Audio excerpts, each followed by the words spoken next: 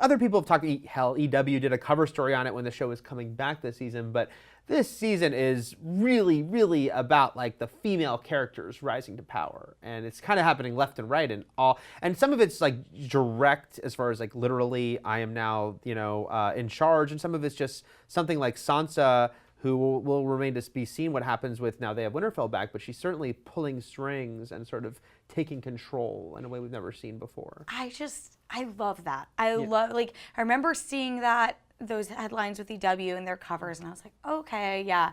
But this season really has proved to be the season of the ladies. Yeah. And it's interesting, you look back and you look at season 2, and it was the War of the Five Kings, and it destroyed Westeros, and those kings are dead. And now it really is the women who have come into power. I mean, Cersei in her own way. You have Arya, who's decided to be Arya Stark again, like true figures of power with Sansa, with Yara, with Dany.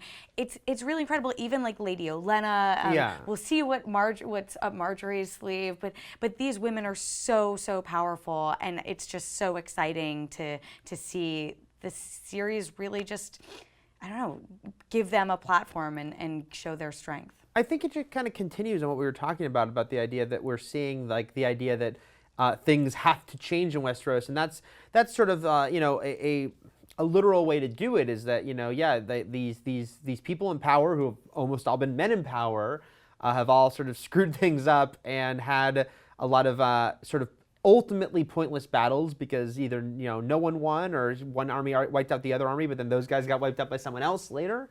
And it's time for a big sort of bold change, and a kind of literal way to do that is maybe letting all these people who have not been allowed simply just were not like, oh, there's never been a queen, they were saying in this episode. I love that scene. Yeah. Has there ever been a queen of the Ironborn? Right. Has there ever been a queen of Westeros? Right. And it's like, no, but things didn't go so hot in the old people.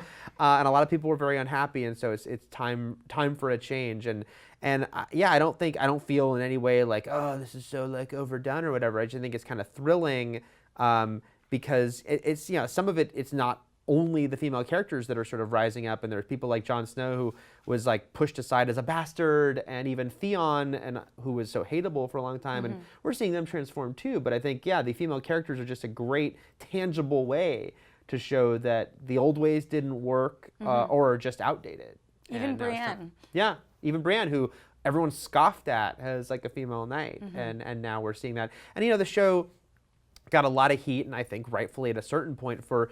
It's one thing to say, oh, it exists in a harsh time, and yes, characters would just be raped and there would be no justice for it. And I think everyone understood that, but I still think that the problem was that when it was going to that well too many times, and we didn't see the after effects for characters we knew and cared about, it just seemed to like be glossed over, the abuse they were taking.